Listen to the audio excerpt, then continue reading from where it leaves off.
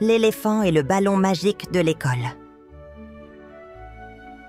Il était une fois, dans une école colorée nichée au cœur de la savane, un jeune éléphant nommé Elio. Elio était grand pour son âge, avec de grandes oreilles qui frémissaient à la moindre brise et des yeux curieux qui brillaient d'excitation. C'était son premier jour à l'école des animaux, un endroit où des élèves de toutes sortes, zèbres, singes, girafes et même des caméléons, venaient pour apprendre, jouer et découvrir le monde. Elio avançait timidement dans la cour de l'école, sa petite sacoche accrochée à son épaule. Il observait les autres animaux rire et courir ensemble. Il voulait tant se faire des amis, mais il ne savait pas trop par où commencer. Au bout d'un moment, la cloche sonna et tous les élèves se rassemblèrent dans la grande salle de classe, aux murs décorés de dessins d'animaux et d'arbres. Leur maîtresse, Madame Hibou, une chouette sage aux plumes douces et argentées, accueillit chacun d'eux avec un sourire chaleureux. « Bienvenue à l'école des animaux curieux !» s'exclama-t-elle en battant légèrement des ailes. « Aujourd'hui, j'ai un cadeau spécial pour vous encourager à croire en vous. Mais ce cadeau est destiné à quelqu'un qui saura en prendre soin avec un cœur sincère. » Les élèves échangèrent des regards intrigués. « Un cadeau? Pour qui? Pourquoi ?» Madame Hibou s'approcha d'Elio avec un petit sourire mystérieux. « Elio, je pense que ce cadeau est pour toi, » dit-elle doucement. « Tiens, c'est un ballon très spécial. » Elio tendit ses grandes pattes, mais il n'y avait rien. Il fixa la maîtresse, perplexe, puis baissa les yeux. Et là, à sa grande surprise, il sentit quelque chose.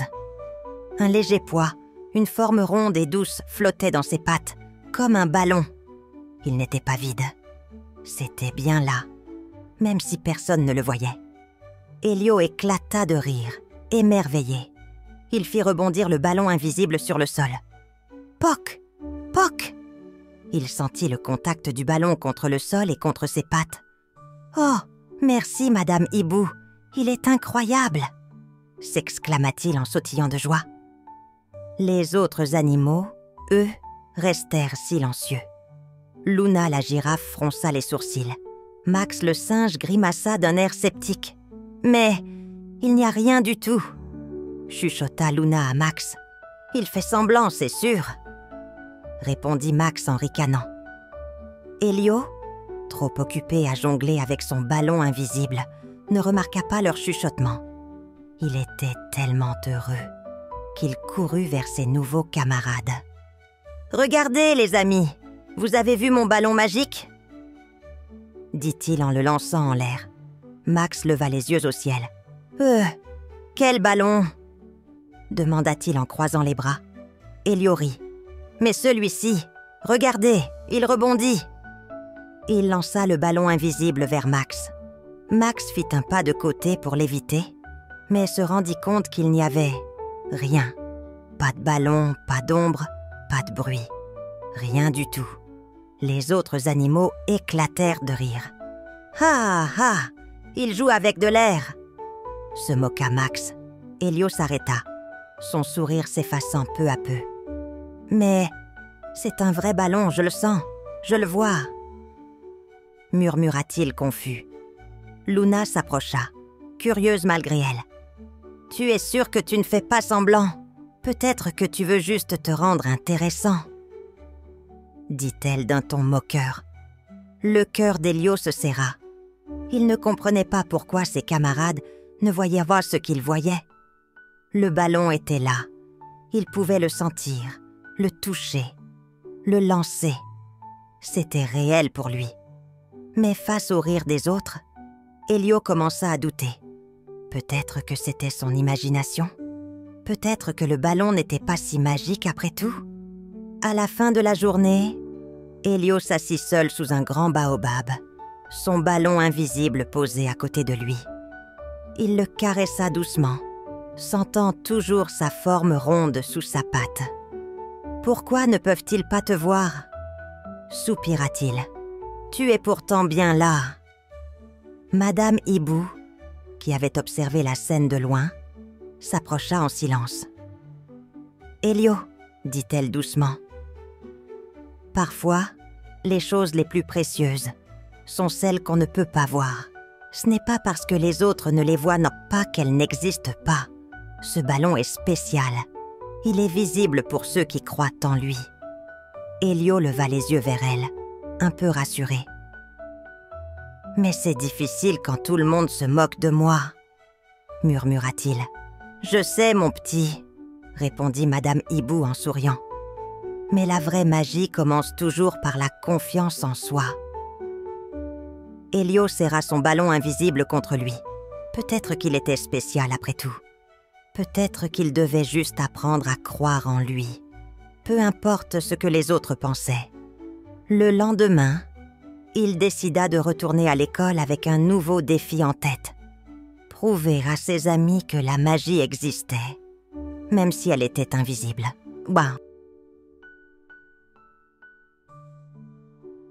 Elio rit joyeusement, persuadé que ses amis allaient être impressionnés par son ballon magique. Il le lançait en l'air, le rattrapait avec sa trompe, faisait semblant de le faire rebondir sur le sol en criant « Regardez, il peut sauter super haut et il est léger comme une plume !» Mais autour de lui, les autres animaux échangèrent des regards perplexes. Luna, la girafe, plissa ses grands yeux dorés, essayant de voir quelque chose, n'importe quoi. Max le singe, lui, éclata de rire. « Elio, tu fais semblant, non ?» lança Max en se grattant la tête. « Il n'y a rien du tout dans tes pattes. » Elio s'arrêta net, surpris par leur réaction. Il regarda son ballon invisible, qu'il sentait pourtant parfaitement dans ses pattes. Il le serra un peu plus fort, le fit tourner, puis le tendit à Luna. « Tiens, essaie, tu vas voir, il est vraiment là. » Luna hésita, puis approcha prudemment sa patte. Mais évidemment, elle ne sentit rien. Elle recula en secouant la tête. « Je ne sens rien du tout, Elio. Tu dois sûrement imaginer des choses. » Les autres animaux commencèrent à ricaner doucement. Max ne se gêna pas pour se moquer à haute voix. « Oh, attention, Elio a un ballon invisible. Il est peut-être fait de nuages ou de poussière de vent. » dit-il en riant à gorge déployée. Les rires s'amplifièrent, et Elio sentit ses grandes oreilles rougir. Il baissa la tête, le cœur serré. Comment pouvait-il ne pas le croire? Le ballon était là. Il le sentait. Il le voyait même dans son esprit. Mais je vous assure qu'il existe, murmura-t-il, les yeux brillants de déception. Les jours suivants, Elio essaya encore et encore de convaincre ses camarades. Pendant la récréation, il lançait son ballon invisible, faisait des passes imaginaires et expliquait. « Regardez comme il rebondit bien, il est magique, je vous dis !» Mais les rires continuaient. Certains élèves faisaient semblant de trébucher sur le ballon invisible pour se moquer gentiment. D'autres imitaient Elio en lançant des ballons imaginaires en l'air. Elio pourtant ne voulait pas abandonner. Il savait que son ballon était spécial. Alors, il décida de jouer seul, loin des moqueries. Il s'assit sous un grand baobab à l'écart de la cour, serrant son précieux ballon invisible contre lui. « Pourquoi personne ne veut me croire ?» se demanda-t-il tristement. Son cœur était lourd, mais au fond de lui, il sentait toujours cette petite étincelle magique, celle qu'aucun rire moqueur ne pouvait éteindre. Il ne le savait pas encore, mais c'était le début d'une grande leçon sur la confiance en soi et la vraie magie qui réside dans ce que l'on croit. Les jours passaient et Elio continuait de jouer seul avec son ballon invisible, à l'ombre du grand baobab. Il sentait encore sa présence, légère et douce. comme un secret précieux que lui seul pouvait comprendre. Même si la tristesse le gagnait parfois, il refusait d'abandonner son ballon. Un après-midi, alors que le soleil doré baignait la cour de l'école, Elio s'entraînait à faire des figures imaginaires avec son ballon. Il sautait, tournait et riait doucement, oubliant un instant la solitude. Ce qu'il ne savait pas, c'est que Luna la girafe l'observait de loin. Elle était curieuse. Malgré tout, Elio semblait vraiment heureux quand il jouait avec son ballon invisible. Intriguée, Luna s'approcha doucement. « Elio ?» appela-t-elle timidement. Elio sursauta puis baissa la tête. Il s'attendait à entendre encore des moqueries. « Tu es venu te moquer de moi, toi aussi ?» demanda-t-il d'une voix triste. Luna secoua sa longue tête. « Non, je voulais juste comprendre. Tu as l'air si heureux quand tu joues avec ton ballon. Ça a l'air réel, même si je ne le vois pas. » Elio leva ses grands yeux vers elle, surpris. « Tu veux essayer encore ?» proposa-t-il en tendant son ballon invisible. Luna hésita un instant, puis elle tendit sa patte. Cette fois, au lieu de chercher à sentir quelque chose, elle ferma les yeux et se concentra. Elle ne sentit rien de physique, mais elle imagina le ballon dans ses pattes, et soudain, elle sourit. « Je crois que je le ressens. Un peu, » murmura-t-elle. Elio sauta de joie. « Tu vois, il est là !» Ils commencèrent à jouer ensemble. Luna, en laissant libre cours à son imagination, parvenait à voir le ballon dans son esprit. Très vite, d'autres élèves intrigués s'approchèrent. Max le singe, Zoé la petite tortue, et même Léon le zèbre. « Vous faites quoi ?» demanda Max en fronçant les sourcils. « On joue avec le ballon d'Elio. Tu devrais essayer, » répondit Luna avec un grand sourire. Max roula des yeux, mais par curiosité, il accepta. Il prit le ballon invisible dans ses mains, un peu sceptique. Puis, à force de se concentrer et d'imaginer, il commença à sentir quelque chose. Pas un vrai ballon, non, mais une sensation, un jeu de l'esprit.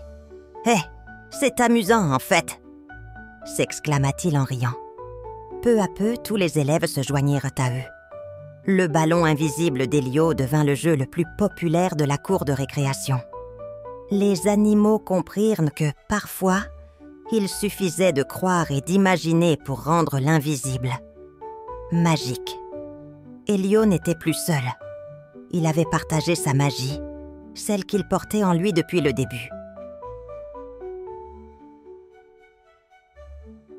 Depuis que Luna avait découvert la magie du ballon invisible, toute l'école s'était mise à y jouer. Chaque récréation devenait un spectacle d'imagination. Des passes invisibles, des dribbles dans le vide, des acrobaties fantastiques que chacun voyait à sa manière. Le ballon d'Elio était devenu bien plus qu'un simple jouet invisible. C'était un trésor partagé par tous. Un matin, la maîtresse, Madame Panda, observa les élèves jouer avec curiosité.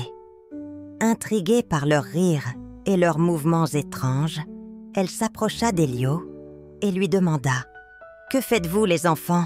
Je ne vois aucun ballon. » Elio, fier et souriant, répondit avec confiance. « C'est mon ballon magique, Madame Panda. Il est invisible, mais on peut le sentir si on y croit. » Madame Panda, amusée, tendit la main à son tour. Elle fit semblant de le toucher, puis éclata de rire. « Eh bien, je crois que je ressens quelque chose. Une belle dose d'imagination. » Les élèves rirent à leur tour, ravis que même leur maîtresse entre dans le jeu. Ce jour-là, Madame Panda organisa même un match spécial, la grande finale du ballon magique. 2 équipes s'affrontèrent avec sérieux et bonne humeur, courant après un ballon que personne ne voyait, mais que tout le monde ressentait. Elio brillait sur le terrain.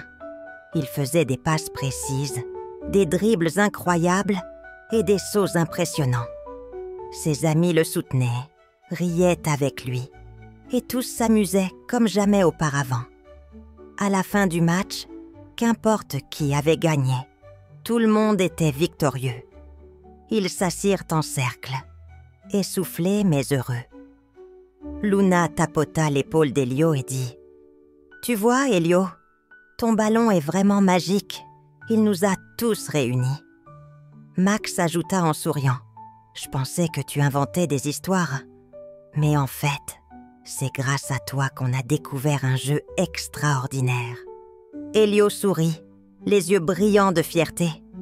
Le ballon est peut-être invisible, mais la magie est réelle. Elle est dans nos cœurs et dans notre imagination. Tous acquiescèrent. Ils avaient compris une leçon précieuse ce jour-là. Morale de l'histoire. La véritable magie ne se voit pas toujours avec les yeux. Elle se trouve dans l'imagination, la confiance en soi et la beauté de partager des rêves avec les autres.